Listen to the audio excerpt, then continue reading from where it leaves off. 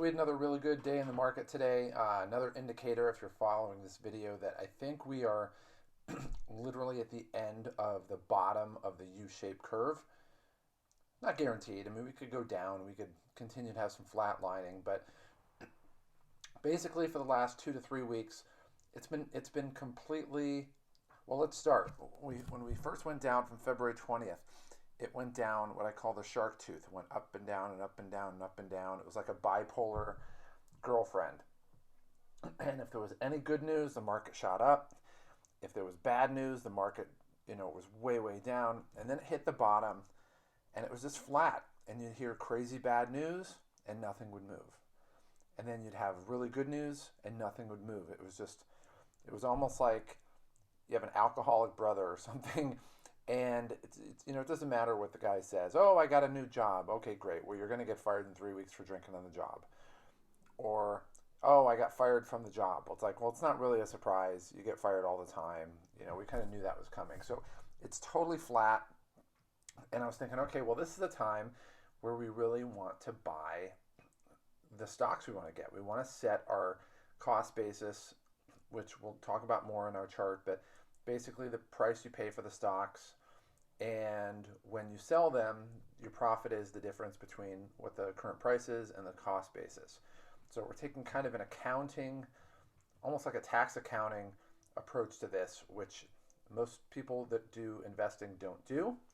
But from a number standpoint, it honestly is the most sensible thing that you can do. So with that being said, the market went up 350, 360, 70 points today, about 1.5%. And of course, we never parallel the market. We went up 9.3%. We got 3,400 gain today. And then after hours, we got another point. So we're at about 10.25%. So we're up close to $4,000 in a given day. If we look at the stocks we own, let's see, ICAGI, which is the European airline conglomerate, went down, and Signet, which is basically mall jewelry stores, went down a little bit. I mean, barely. It was like pretty much broke even. And then everything else was green. As we go into the stocks on our watch list, we have a little bit more red, but for the most part, it's green. We'll take a look at who the big winners were today. Let's see, Venom, which is an oil-related stock in West Texas, went up 10%. Even the ones that are red really didn't go down all that much. Do we have any double-digit ones here? Golden Casinos, that went up 20%, and that's basically a reflection that the states are reopening. I heard a statistic today, and they said every state has some level of businesses reopening. And casinos are big. They're a volatile stock in the COVID, so they drop farther than most by a percentage base, which means it gives us a chance to make even more money. And casinos, if they are nothing else, they are regimented, they are rules-based, and they're not going to be, they're highly regulated too. They're not going to have a problem when things go open. And there's a lot of people that's their pastime. They don't do picnics, they don't play baseball, they don't play golf, they go to casinos. So that went up 20%. I'm not altogether shocked. It just happens to be one of those stocks that doesn't have as big of an upside as the ones that we actually are investing in. Beyond that, let's see if we have any other winners. Aduro Biotech, oh, that's over $3. Interesting. And my old company Zovio was up 33% today. Man, I should have had some stock in there. You'd think I would have. Oh well. But Velocity Financial, it's a mortgage financing company. It's up 23%. Let's see. PVAC, which is an oil-related, is up 8%. Yuko, which is our not our black sheep, but it's like the diamond in the rough, is up 8%. Bremer Resorts, which do casinos, they're up another 10%. Azul, which is a British airline, or Brazilian airline, is up 14%. Eldorado Resorts is a casino, and they're up 10%. Viking Therapeutics, a biotech company, is up 10%. And looks like that's where we're at. So we'll take a look at where we're at. We didn't execute any trades today, so we'll go into our upside. So we plugged in the end of market price. And again, I don't look at it too much during the day because if you do your homework overnight or between market, like when the market closes and opens, you're not going to make an emotional decision. You're going to make a decision based on the facts. You're going to have a lot of time to think about it. You're not on the clock. And that's kind of how we do things here. It's how I do things here. And so we basically plug in the numbers at the end of the day and we take a look and see where the chips fall. So we did that. We have sorted by upside if you're new to this. And this used to be about 26 to 28, 28 ratio to 1. So it's basically the February 20th, which was when everything went down the crap hole, to divided by this price gives us this ratio. So 17 to 1. It used to be 28 because the oil market went below zero and everybody started freaking out and they left, which is really stupid because it was basically caused by a lack of demand because everybody was temporarily shut down. But I mean, if the price of oil is that low, you buy it low, we're going to reopen. It's going to happen. And when that happens, demand increases because the whole problem in the stock market and in the economy right now, when you look at economics, it's either a supply problem or a demand problem. Now, back in the Great Recession, it was a supply problem. It was basically the banks stopped giving capital. A lot of people that were borrowing money weren't paying it back, and the banks pulled back, and there was no supply for capital, and the market crashed. But right now, that's not the case. I mean, capital, they're giving away capital like it's candy on Halloween. It's a demand problem we're having right now. And so as the demand goes up, the supply will be there, and when the demand is low and the supply is high, prices are low. Just basic economics 101. But when you increase demand and you keep the supply the same, then the prices go up. So it's just how gas stations are. If nobody's going to the gas station, they're going to lower their price to try to get you to buy gas. But when everybody goes to the gas station, they can raise their price because they know that people are going to go there no matter what. So with that being said, that's one that we looked at today. And I thought, well, this is over 20. It's moving in the right direction. And if we look at UCO, we'll pull UCO up here.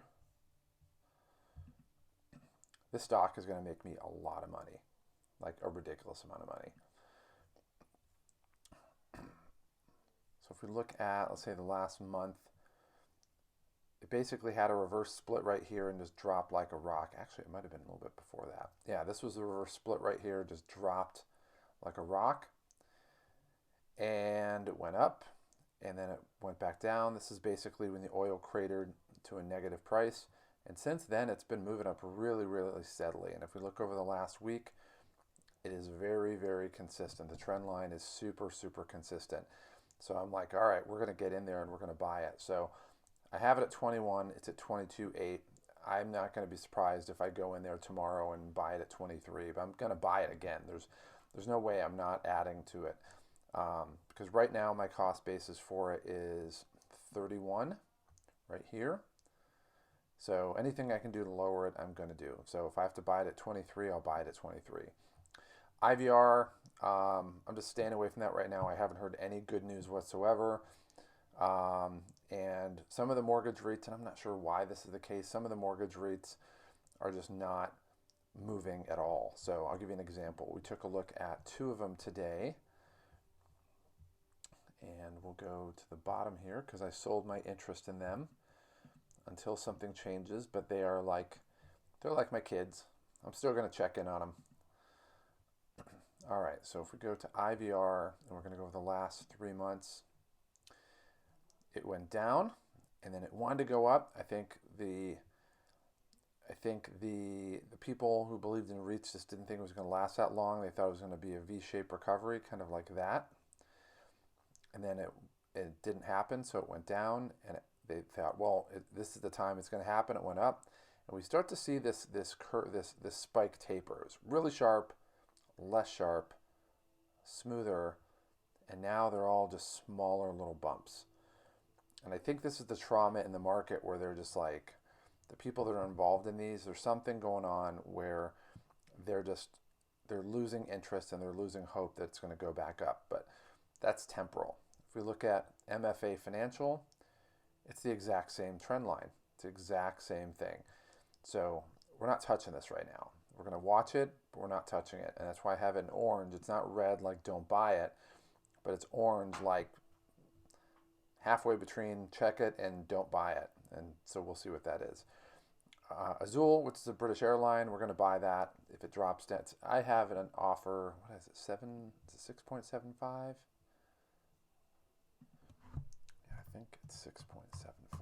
Let me just update these. Where do I have this? Where do I have this? You know, sometimes you got to make sure that you're keeping all your records correct so you know what you're looking at. All right, so let's take a look at Azul.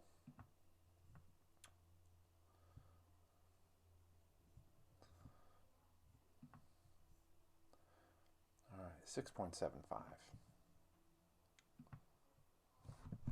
All right, so 6.75. And how many shares do we have? 125. All right, because I think I increased that. I think I had it at 50 before. We bumped it up to 125.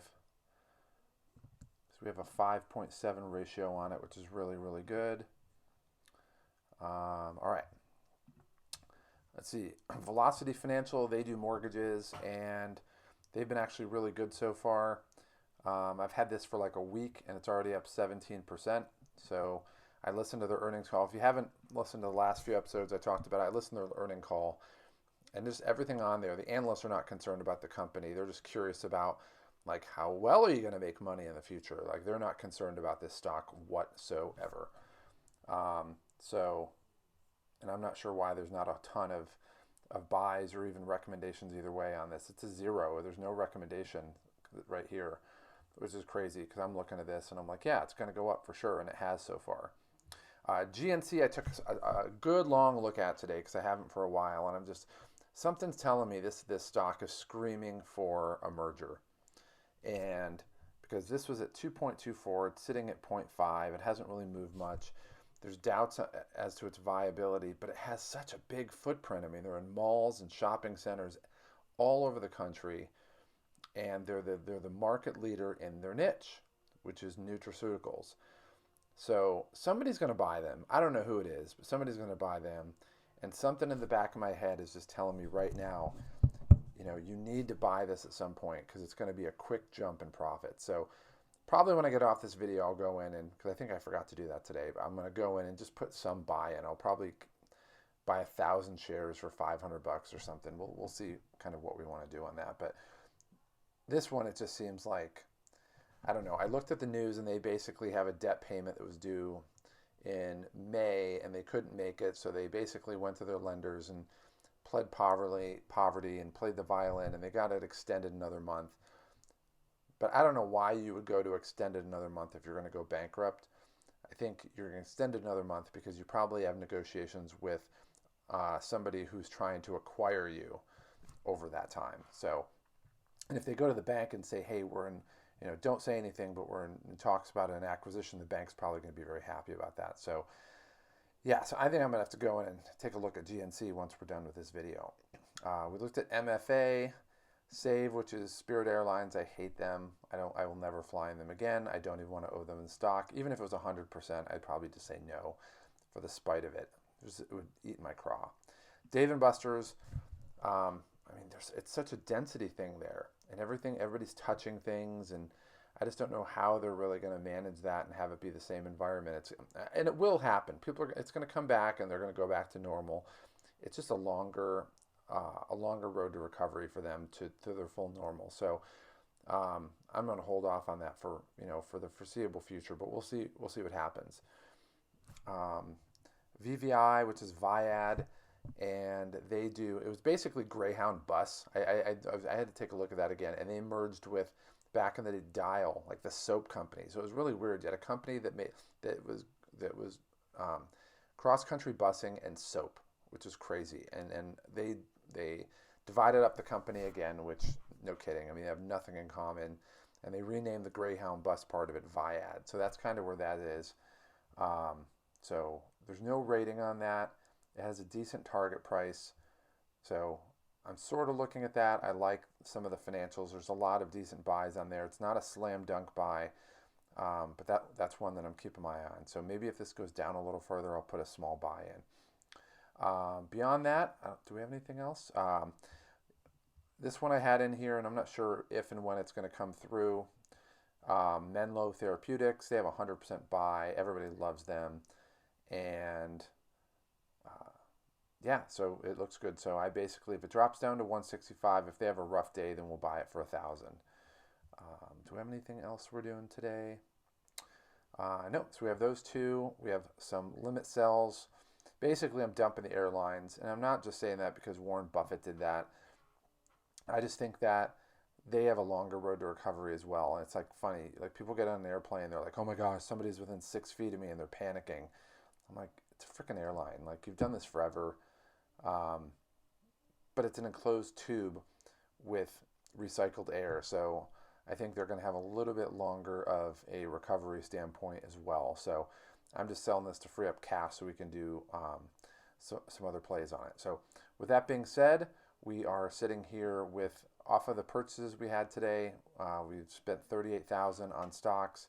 We're now at about 50,000, almost at 50. We haven't crossed that Rubicon yet, but we're a little over 11,000. Our best performers, Crestwood Equity, which again is a REIT, and I'm not sure why this is different from MFA or IVR. It's probably its portfolio, and it's not the sector, but that's pulling 150. I mean, we basically invested $970, and we have 2,400 in it right now. From there, Braemar Resorts, which is the casino, and that's one of my favorite sectors right now because I think that's going to explode once they open up, especially the big ones in Vegas.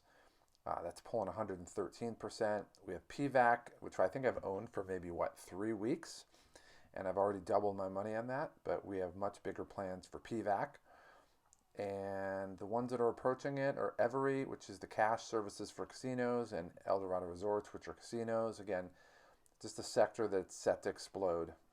And Redwood Trust is at 62%, which is a REIT. So with that being said, what we're looking at so far based on holdings, first of all, we're almost out of the woods, out of the red, out of Azul, which is the Brazilian airline. We're going to dump these pretty soon. And this one used to be at like 60 to 70% negative. Now it's at 26. So this one has a big, big way to go. I mean, it could go. I mean, geez, the price, basically the equivalent price on February 20th was almost $400. So it has a massive way to go. And we bought oil at the bottom of the market. So we're looking at holding so far at 195, and then with the limit orders, if they go through, adds another 32. So we're pacing about $250,000 right now. That's so crazy to think about. Putting basically $40,000 in and getting $250,000 out of that. So with that being said, this is the point where I was telling you it's at the bottom of the market, and I feel like it's creeping up on the backside, and I don't know if it's going to be like this, shark tooth, or maybe even like a little flatter, but probably in the next few days I'm going to be throwing a big chunk of money that's been sitting on the side and get that sucker invested. But we got to find the right stock at the right time at the right price. There's no rush in doing it. I don't have to put money in, but it has to be the right one where I look at it and go, dang, this is an opportunity that's not going to come again. So with that being said, let's take a look at our futures. And futures for tomorrow, it's negative 117. Again, I always check this at night because this fluctuates throughout the day. It's been red today, and maybe it's a little bit of profit taking for people that are nervous and they don't know if it's going up, but I don't really care. If it goes down, then we have some limit buys that we might trigger. And if it doesn't, then we'll just take whatever gain we have. So again, if you're new to this, really my goal is not in the short term this column, or even this column, or even these columns. The number one goal right now is to get this column as low as possible. And anything we can do to do that is great. And then our secondary goal is, and we'll use this one because I have it showing it, we have our buy ratings here. So anything that we have here where we have the 100% and the 80% and the 100% ones, then we want to get those up as much as possible. So right now, we have more invested in Every, which is our casino ATM company with a 100% buy rate, which I'm very happy with. And then Yuko is right behind it, and that's just buying oil low. And there's, I mean, you can't even lose much because it can't go any lower. But we have such a nice little trend line on there where it's going up very steadily and very predictably. So we'll see you tomorrow. And again, I just reminded myself I am going to go in and probably throw a small buy in for GNC, because this is just, everything is telling me that it's a buyout, that somebody's going to acquire them. And if I'm trying to think, and I haven't really thought of this, so it's totally off the top of my head, but it's got to be somebody with strong financials who isn't in a parallel retail industry, maybe with distribution. I mean, maybe it's Amazon. Who knows? Geez, if Amazon says they're going to buy them, this stock's going to double. So at least. So, but it could be somebody like that. It has to be somebody with a pretty good distribution network. And usually when you have a merger and acquisition, it's somebody that has some type of parallel footprint. So it's not going to be another store in a mall. It's not going to be anything like that. I don't think it's going to be Walmart, because they don't care. They're not big enough to care. And GNC is a specialty one. But somebody out there, there's people with a lot of cash sitting on the sidelines, and they're looking for the right opportunity. So, maybe if they think there's enough blood in the water, they're going to be able to get that. But again, GNC just negotiated with their banks for a month extra time, and that just, I looked all over the internet to try to find out if there's any rumors. I went on Reddit and I couldn't find anything. But it's just screaming that there's going to be an acquisition on this one. So we'll see. I could be wrong. They could totally go under. But at the same time, AMC is being bought out by, who is it? Who are they being bought out by? Was it Amazon? Maybe it was Amazon. And then Grubhub is buying, no. Grubhub is buying AMC, which is crazy. So you just never know. You never know who it could be. There's a lot of cash out there. And it could even be a multinational where it's not even like they're just going to try to, import a product into their distribution network.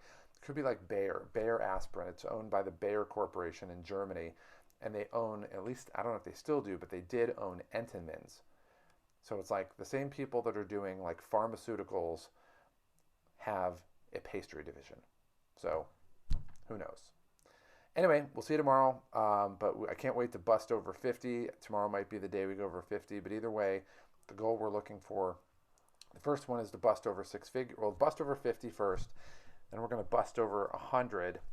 And then later on, probably near the end of the year, we're going to bust out near 200,000.